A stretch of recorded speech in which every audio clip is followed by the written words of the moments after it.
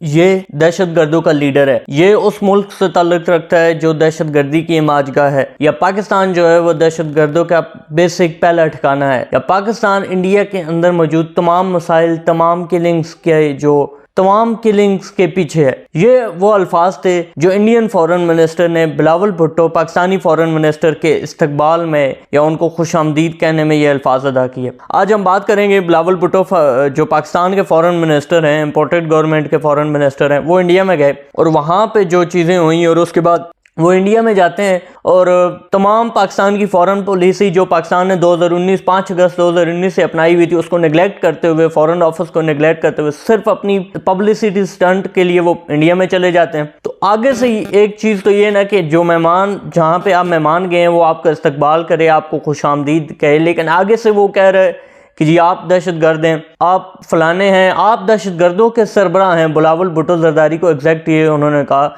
जयशंकर जो Indian foreign minister है उन्होंने ये चीज़ कही। और फिर वो कहते हैं जी पाकिस्तान जो है वो बेसिक माजगा है दहशत गर्दों की।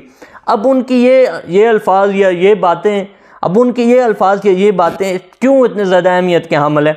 इस वक्त दुनिया चलती कैपिटल सिस्टम पे। कैपिटलिस्ट सिस्टम जो है वो ज़्यादातर इन्वेस्टमेंट पे चलता है, सरमायाकारी। जो बड़े बड़े अमीर लोग हैं, जो बड़ी बड़ी कंपनियां हैं, जो बड़े बहुत बड़ी इन्वेस्टमेंट करने वाली जो कंपनीज़ हैं वो इन्वेस्ट करती हैं मुल्कों में, और लोग खुद भी पैसा बनाते हैं, मुल्कों में भी इन्वेस्टमेंट आती है, सरमायाकारी आती है, बैरूनी डॉलर्स आते हैं और मुल्क भी अमीर होते हैं, लोगों को जॉब्स भी मिलती हैं, और जो कैपिटलिस्ट हैं वो भी पैसा कमाते हैं, बहुत ज़्यादा कैपिटल कमाते हैं। लेकिन 2001 9/11 के बाद ऐसा हुआ कि जो अमेरिका ने वॉर ऑन टेरर स्टार्ट की, और अमेरिका वो मुल्क है जो पूरी दुनिया के कैपिटलिस्ट सिस्टम को जो है वो कंट्रोल करता है, इसी वजह से वो सुपर पावर है। तो उसने क्या कहा कि जो मुसलमान है, अमेरिकन प्रेसिडेंट ने कहा कि जो इस्लामिक टेररिज्म, इस तरह के अल्फाज इस्तेमाल किया। अब इंडिया उन्हीं अल्फाज को कैश करके, इस दौर में आपने किसी मुल्क पे हमला नहीं करना, उसको फिजिकली जाके फतह नहीं करना।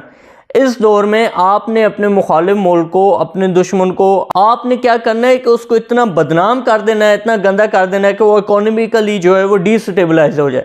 मतलब जो पिछली कोल्ड वार गुजरी है जिसमें जो अमेरिका ने सोवियत यूनियन को शिकस्त दी है, वो कोई फिजिकली जाके अमेरिका ने सोवियत यूनियन पर हमला नहीं किया।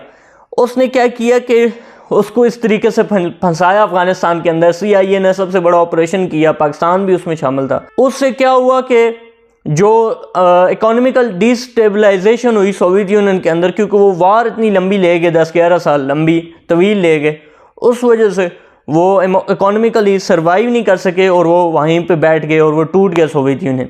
इंडिया का क्या प्लान है कि पाकिस्तान को इतना डिस्टेबलाइज किया जाए, डिफ़ॉल्ट पे ले जाएं और इतना इसको तंग कर दें कि इंडिया जो है वो, पाकिस्तान जो है सॉरी, वो इंडिया की मोनोपोली मान ले, यानी इतना ज़्यादा डिस्टेबलाइज हो जाए कि इंडिया को रीजन की पावर मांग ले। तो ये उनकी प्लानिंग है, ये चीज़ें चल रही हैं। फॉरेन मिनिस्टर वहाँ पे गए हैं। मज़ीद अपडेट्स के लिए हमारे साथ रहिएगा। आज तक के लिए आपका बहुत बहुत शुक्रिया। अल्लाह।